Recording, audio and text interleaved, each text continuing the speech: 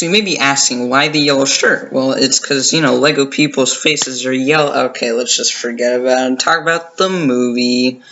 I saw the Lego Movie 2, the second part, opening night, and, let's get into it. I am sad to report that I didn't really like this movie.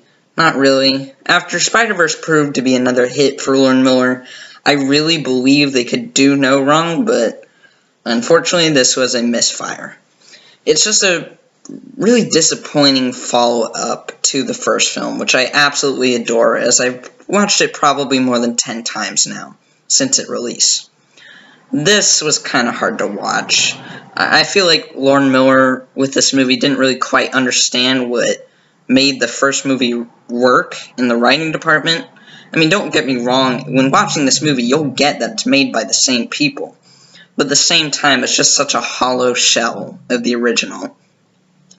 It confuses cleverness and creativity for an abundance of unnecessary and distracting pop culture references. The first movie did a great job of, bringing in these different franchises to, just as a way to it was creative, it was interesting. They brought it in to contribute to the world building as well as provide some good jokes.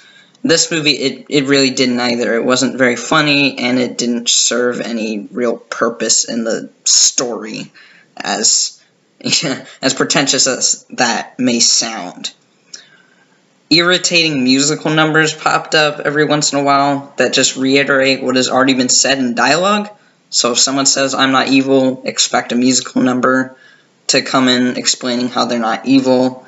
It really wasn't needed. I didn't want a Lego Movie sequel to be a musical, and it doesn't use the music in a good way like the original did with the song "Everything Is Awesome." Well, it's both, a pretty cool, interesting song, but part of the enjoyment is that it's a satirical take on modern pop music, and that it was sort of listened to by these, characters in Bricksburg, sort of to point out that it's sort of a 1984 scenario where everyone's conformist. There's a song called The Catchy Song, and it says, this song is going to get stuck inside your head, except it doesn't even do that. So I didn't particularly like the soundtrack like other people have. The self-aware humor and the obvious punchlines just felt lazy. So if someone says, "I don't know what I'm doing," then another character, a character says, "I know what I'm doing," and then, it's clear they don't know what they're doing, and then another character will point out they don't know what they're doing. That just drags the joke on, and it's like, okay, we get it. Like, the original movie, it definitely had a style of humor that you can tell they carried that on into this movie, but it's just not done the same way. It's not as smart. It's just not as cool and fresh. So, yeah, most of the humor fell flat for me. It was either pandering to kids or pandering to adults, and either way, it wasn't very funny. Now I want to get into the actual plot, which is a point of contention for most people. So on paper, this doesn't sound like a bad setup. Just as a reminder, 5 years after the events of Taco Tuesday, the Duplo Legos attack. They're from the Sistar system, and they come and find these Lego people in Apocalypseburg, where they've been hiding. They kidnap Lucy and others, but they leave Emmett behind to save them. In theory, it's a great progression of these characters. It gives Emmett the opportunity to learn that everything's not, in fact, awesome. And there's some continuations on the insecurities hinted at in the original Lego movie with Wildstyle or Lucy. And it just doesn't really work. It doesn't have the dark tone that's sort of hinted at by the movie's trailer. It honestly feels a lot more cutesy and safe than the original, which kind of bothered me and made it so much less entertaining.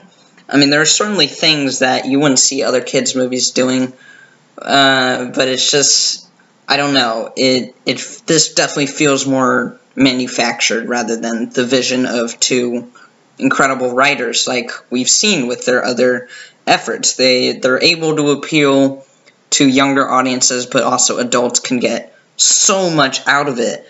And unfortunately, this movie really took away from our main characters. We spent a lot of time with some new people, like Tiffany Haddish's Queen Whatever Wannabe, Stephanie Beatrice's General Mayhem, and Chris Pratt's second role as Rex Dangervest, and they don't work. They're just caricatures. They're really one note, and you don't get attached to them.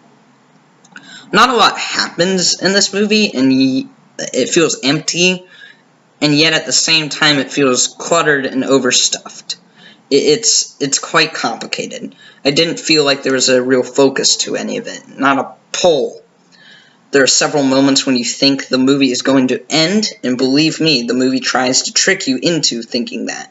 But it just dragged on, whereas the first movie didn't overstay its welcome, but was still satisfying. I have never associated Lord Miller with slow pacing, but such is the case with their latest effort.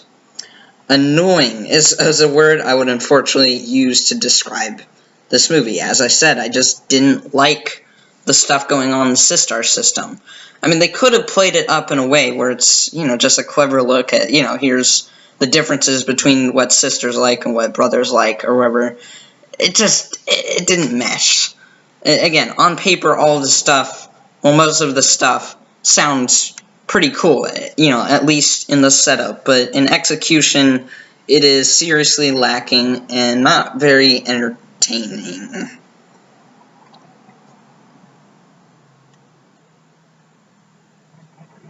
Alright, so now, incredibly abruptly, I'm going to enter spoiler territory. So you haven't seen the movie, skip to this time in the video. 3, 2, 1, let's go.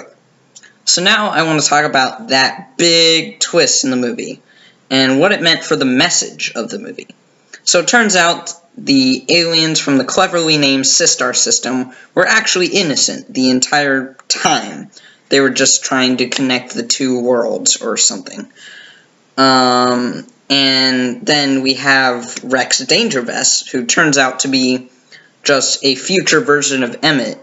It turns out he was the villain the whole time, and he was just trying to corrupt Emmett, and yeah, let's talk about that. So this sort of reminds me of Ralph Breaks the Internet, another sequel of an animated movie I really love that let me down for various reasons. There's a big reveal in both of these movies that sort of changes the whole narrative in a way that sort of messes up the plot structure and renders almost everything we've seen prior in the movie kind of useless. Kind of a waste of time. And I think I would have been more okay with this stuff if it actually made any sense. This really felt like first draft stuff from Lord Miller. I mean, really? The queen who sang about not being evil really isn't evil. The person who wore a space helmet that made her sound like Darth Vader isn't evil. The aliens that came and attacked a city, started blowing everything up, and said, "We are here to destroy you," isn't evil. Now, you could make this work if you had maybe more live action segments where you get to know this sister character we're dealing with, which sort of the whole movie is sort of a metaphor for, if you actually understood that she's not such a bad guy. But everything you see from these antagonists, or who you think are antagonists, like, they're not likable. You don't particularly sympathize with them. And the twist is, these people who you thought were cute and then you thought were evil are indeed just cute. And that was just bizarre. I didn't like that. That just didn't sit with me well. And extremist radical Emmett, or whatever they call him after the twist, his motivation is pretty weak. The whole motivation is he ended up underneath a laundry machine in the real world and was left alone, so he traveled back in time to teach his past self that he needed to be mature? And the plan was to get him to save his friends from the people he thought were being hostile towards them, which they kind of were. Yeah, I'm sorry. I actually do like the message that you don't always need to grow up. And, you know, you should treat your sister well, or whatever. But it's just not executed well from a thematic standpoint, or even from an entertainment standpoint. To bring up the Lego Batman movie, that had a cliched sort of message where, you know, friends are family, blah, blah, blah, you need other people, teamwork makes the dream work. But it actually did that in a way that was just so internal for the character, and it was a theme in the movie. It wasn't just, here, we need a message in this so parents aren't annoyed.